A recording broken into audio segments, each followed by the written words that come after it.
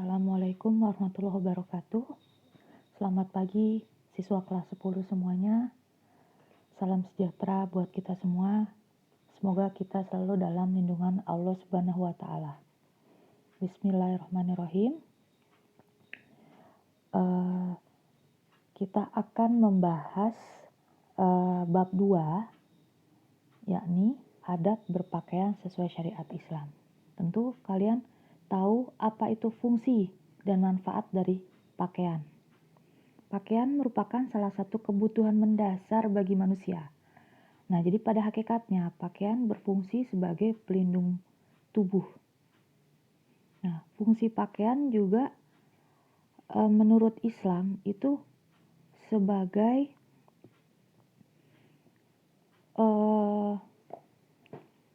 ungkapan dari ketaatan dan ketundukan kita kepada Allah. Nah, ketentuan terkait dengan berpakaian bagi seorang muslim dan muslimah itu terdapat di dalam surat Al-A'raf ayat 26. Ya bani Adam, qad anzalna alaikum libasal yuwari sawatikum warishaw walibasul taqwa dzalika khairul dzalika min ayatillahi la'allahum yadzakkarun. Jadi di sini, hai anak Adam, sesungguhnya kami telah menurunkan kepadamu pakaian untuk penutup aurat dan pakaian yang indah untuk perhiasan dan pakaian takwa. Itulah yang paling baik, yang demikian itu adalah sebagian dari tanda-tanda kekuasaan Allah. Mudah-mudahan mereka selalu ingat. Nah, di sini penjelasannya bahwa pakaian memiliki 3 fungsi. Yang pertama menutup aurat, yang kedua pakaian sebagai perhiasan, dan pakaian ini merupakan sebagai fungsi dari takwa. Nah, di sini pakaian fungsinya sebagai menutup aurat. Allah Subhanahu wa taala menurunkan pakaian bagi manusia untuk menutup aurat dan menghindarkan kezaliman baik bagi dirinya maupun orang lain. Nah, aurat ini adalah bagian tubuh yang wajib ditutupi dan dari pandangan orang yang bukan mahramnya.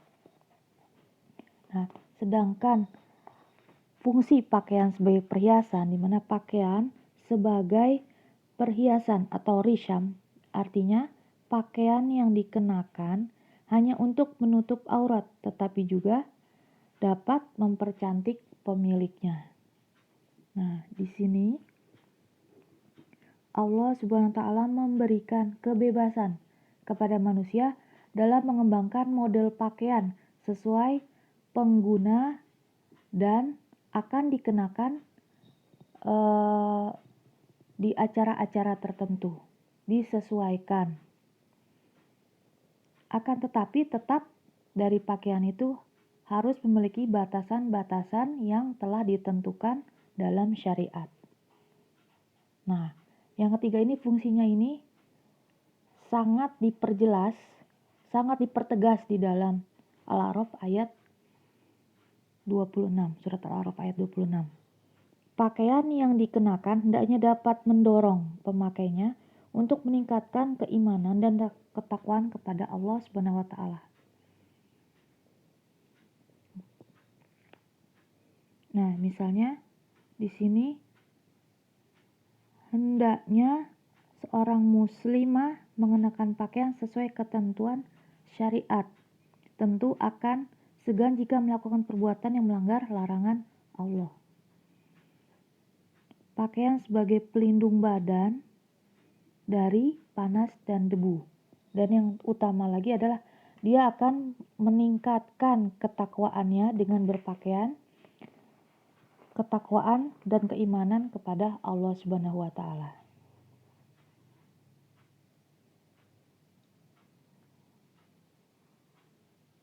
Fungsi mendasar dari pakaian menurut Islam itu adalah sebagai ungkapan atas ketaatan dan ketundukan hambanya kepada Allah Subhanahu wa taala. Dan juga fungsi utama dari pakaian dalam pandangan Islam adalah untuk menutup aurat.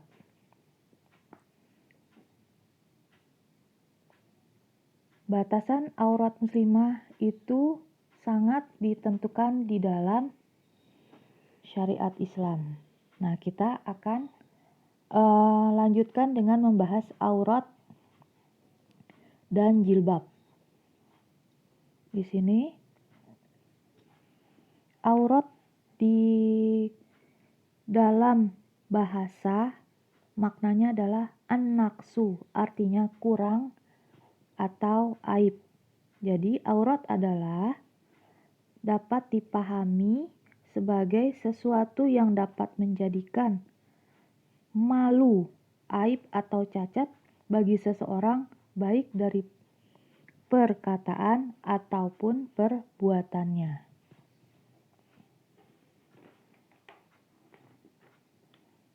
Nah, untuk hukum menutup aurat dalam Islam itu adalah wajib. Wajib untuk laki-laki dan wajib untuk perempuan, terutama yang sudah balik atau berakal.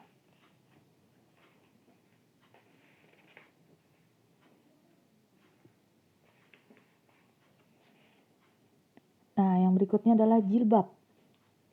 Jilbab berasal dari bahasa Arab, artinya adalah jalabah. Dia memiliki makna membawa dan menghimpun. Secara istilah, jilbab atau kerudung adalah salah satu busana yang dikenakan oleh wanita beragama Islam yang berfungsi untuk menutupi bagian kepala dan dada. Nah, di sini busana muslim dan muslimah ini dia bentuknya pakaiannya longgar dan sudah pasti akan menutupi aurat. Nah, biasanya pasangan dari busana muslimah ini adalah jilbab atau sekarang yang dikenal dengan himar. Nah, himar ini biasanya orang-orang selalu memadu-madankan dengan busana muslim karena dia ukurannya lebih panjang dan menutup dada. Nah, saat ini terkait dengan busana muslimah, busana muslim, sudah banyak para desainer-desainer muda dan untuk model-model dari busana muslim dan himar ini sudah lebih bervariatif lagi. Sehingga tidak kalah dengan fashion atau busana lain. Nah, sekarang kita bahas terkait dengan batasan aurat. Jadi, untuk laki-laki juga memiliki aurat, begitupun perempuan. Apalagi perempuan, dia lebih ketat lagi terkait dengan batasan aurat. Untuk batasan aurat laki-laki itu antara pusar dan lutut. Sedangkan perempuan, ini adalah seluruh badannya atau tubuhnya, kecuali muka dan 2 telapak tangan di bagian atas dan bagian bawahnya.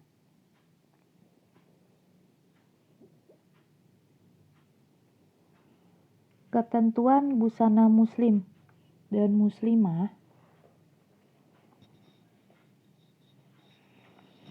itu akan diatur sesuai dengan Al-Quran dan Sunnah. Di sini ada 3.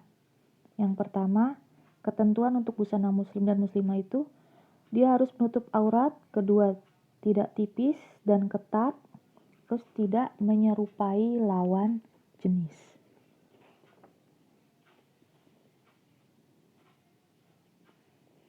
Nah, seorang muslim hendaknya memakai pakaian sesuai dengan syariat sebagai cerminan seorang mukmin yang sebenarnya.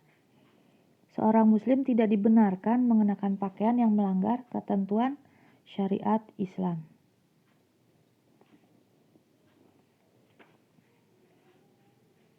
Pakaian ini merupakan cerminan dari dirinya yang memakai pakaian tersebut.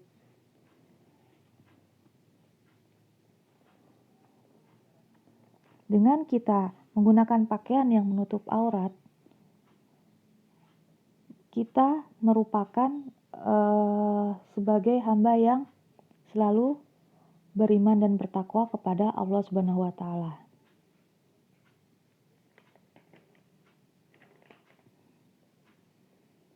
Yang berikutnya adalah pakaiannya itu tidak tipis dan ketat. Di sini tidak tipis maksudnya tidak menerawang, sehingga tidak terlihat menampakkan warna kulit. Dan untuk yang pakaian ketat itu maksudnya adalah pakaian yang tidak menunjukkan lekuk-lekuk tubuh yang aduhai, sehingga untuk orang yang melihatnya tidak akan menimbulkan syahwat. Yang ketiga, tidak menyerupai lawan jenis. Di pakaian untuk laki-laki harus sesuai dengan bentuk pakaian perempuan. Pakaian laki-laki pun harus sesuai untuk pakaian laki-laki. Jadi jangan sampai pakaian yang dikenakan oleh perempuan itu seperti pakaian yang dikenakan oleh laki-laki. Berikutnya, sebab-sebab kenapa Islam mewajibkan untuk menutup aurat. Pertama, untuk menjaga dan memelihara kehormatan, kesopanan, dan harga diri seseorang. Jadi dengan diwajibkannya menutup aurat, maka kehormatan kita akan terjaga, terpelihara dari berbagai hal-hal yang negatif. Kehormatan kita akan semakin meningkat. Begitupun kesopanan dan harga diri kita akan lebih mulia lagi di mata Allah dan manusia. Untuk menghindarkan diri dari terjerumus ke perbuatan zina. Jadi, dengan kewajiban menutup aurat, kita akan terhindar dari berbagai macam zina. Baik zina mata, zina perbuatan, atau zina yang lainnya. Sehingga apa? Bagi orang yang melihat kita dengan menggunakan pakaian yang tertutup auratnya, dia tidak akan menimbulkan pikiran-pikiran atau aura-aura yang kurang baik. Sehingga akan terlintas pikiran-pikiran yang netting atau negative thinking. Atau disebut, kadang kita sering dengar orang menyebutnya parno atau Victor, pikirannya jadi kotor. Untuk membedakan antara kepribadian orang Islam dengan non-Muslim. Jadi, dengan mewajibkan menutup aurat, pakaian yang kita kenakan, auratnya tertutup, itu sebagai pencerminan kepribadian seorang Muslim yang bertakwa, sopan, dan ramah tamah, taat kepada perintah Allah. Karena dengan mewajibkan menutup aurat merupakan sebagai perintah dari Allah Subhanahu wa taala. Dan kita akan menjadi orang yang selalu terlindung dari siksa neraka. Perintah berpakaian sesuai syariat Islam dalam Al-Quran dan hadis terdapat di dalam surat Al-Ahzab ayat 59. Nah, di sini dari surat Al-Ahzab ini penjelasannya merupakan kewajiban bagi setiap muslimah untuk menutup seluruh tubuh sebagai keimanan kepada Allah Subhanahu wa taala dengan memanjangkan jilbab ke seluruh tubuh.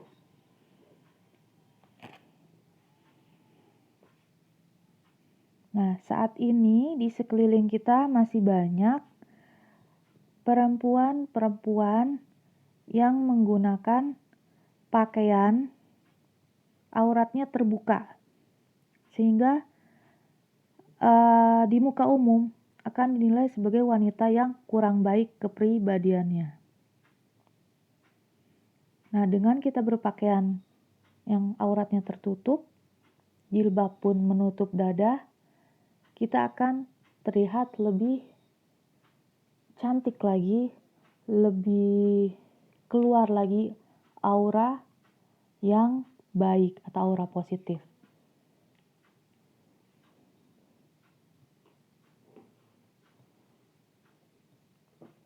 Perintah untuk menutup aurat itu yang pertama,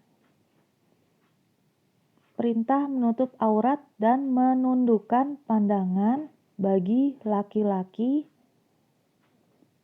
terkandung dalam surat An-Nur ayat 30. Di sini katakanlah wahai Nabi kepada laki-laki mukmin agar mereka menundukkan pandangan-pandangan mereka dari wanita-wanita dan aurat-aurat yang tidak halal bagi mereka, memelihara kemaluan mereka dari perkara yang diharamkan Allah seperti zina, homoseksual, dan membuka aurat serta perkara terlarang lainnya yang demikian lebih suci bagi mereka. Jadi maksudnya bagi laki-laki mukmin janganlah selalu melihat hal-hal yang buruk atau misalnya karena sedang berada di luar rumah, dia melihat seorang perempuan menggunakan pakaian dengan aurat yang terbuka. Nah, langsung ia menundukkan pandangannya. Tidak juga pikirannya pun harus ditundukkan juga. Maksudnya agar dia tidak berpikir yang negatif atau berpikiran kotor. Yang berikutnya, perintah menutup aurat bagi wanita. Ini terkandung di dalam surat An-Nur ayat 31. Allah berfirman kepada seluruh hambanya yang beriman agar menjaga kehormatan diri mereka dengan cara menjaga pandangan, menjaga kemaluan, dan menjaga aurat.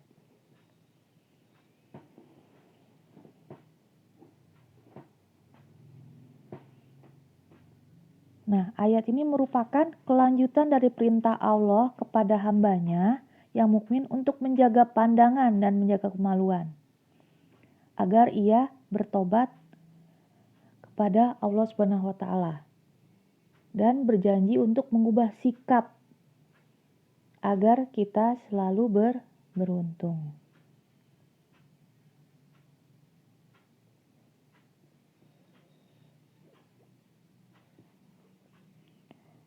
Berikutnya, perintah menutup aurat terkandung di dalam hadis dari Ummu Atiyah.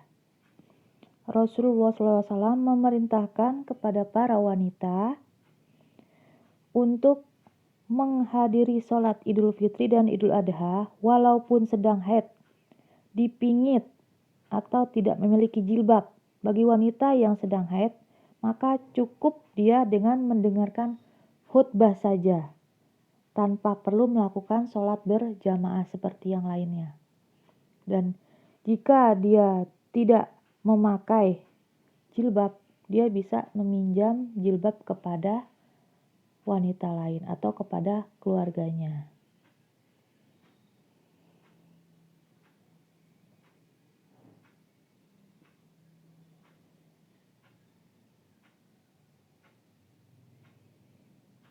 Yang berikutnya, hikmah dan ketentuan berbusana muslim.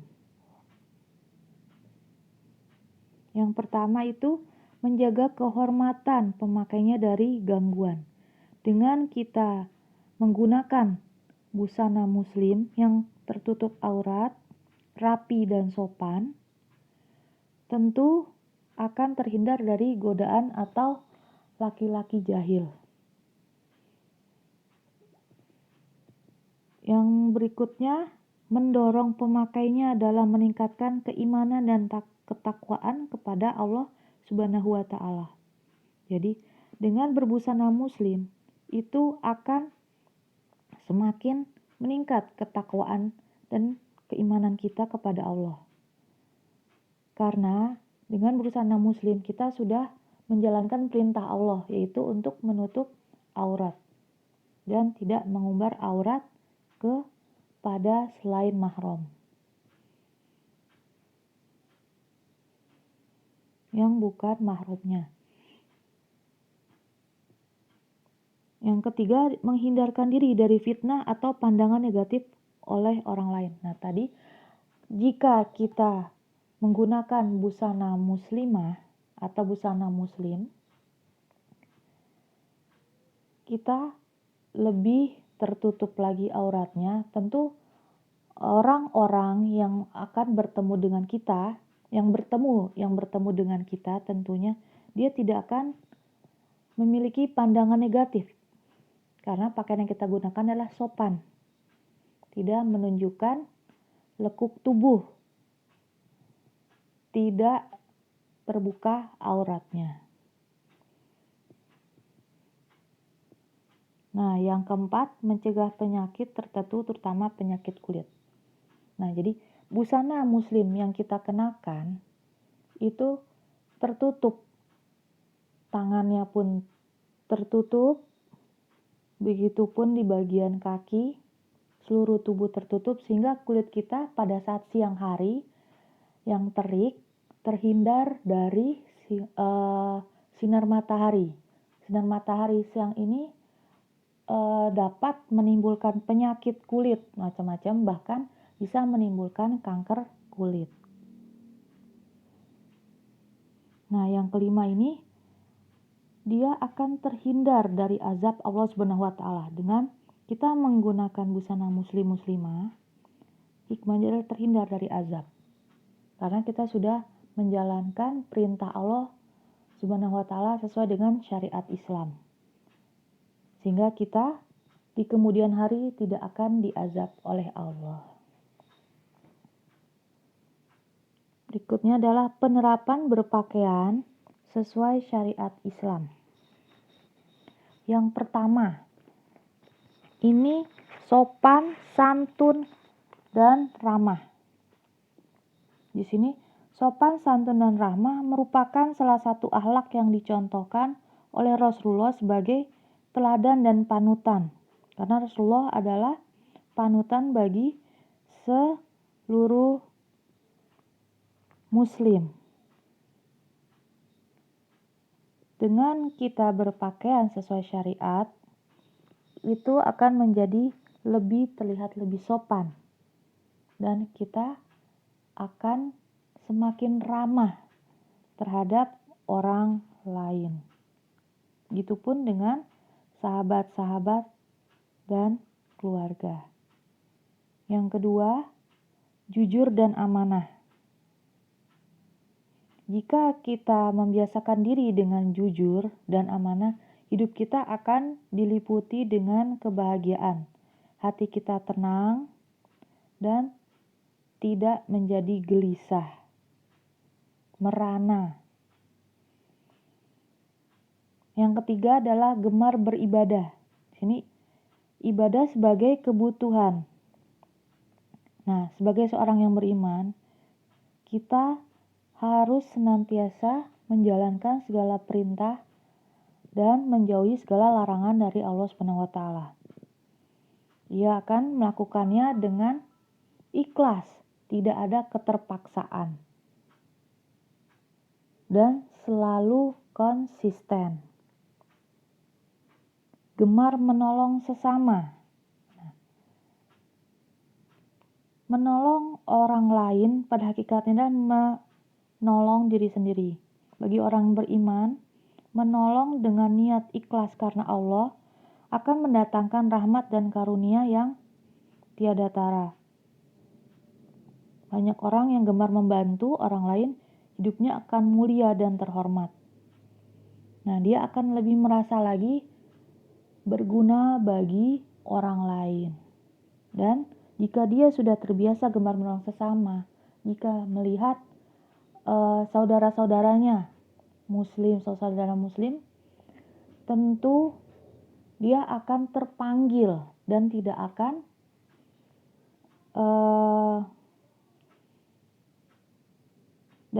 selalu membantu yang kesusahan. Menjalankan amar ma'ruf nahi mungkar yang kelima. Nah, di sini maksudnya apa? Kita akan selalu mengajak orang lain dan menyeru untuk selalu berbuat kebaikan.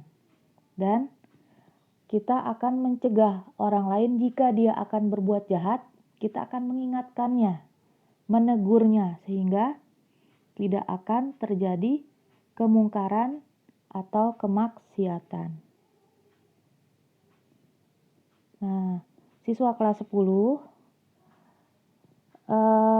Ibu memberikan tugas di LKS, jadi kerjakan LKS 1, halaman 10 bagian 2 dan 3, kedua halaman 18 bagian 2 dan 3 juga dikerjakan, isinya langsung di LKS. Untuk pengumpulannya tunggu info selanjutnya. Baiklah, materi bab 2 ini sudah selesai. Untuk memotivasi kalian, siswaku, tahapan pertama dalam mencari ilmu adalah mendengarkan, kemudian diam, dan menyimak dengan penuh perhatian, lalu menjaganya, lalu mengamalkannya, dan kemudian menyebarkannya. Baiklah, terima kasih siswaku semuanya. Alhamdulillahirabbil alamin. Sampai bertemu lagi untuk di materi selanjutnya. Wassalamualaikum warahmatullahi wabarakatuh.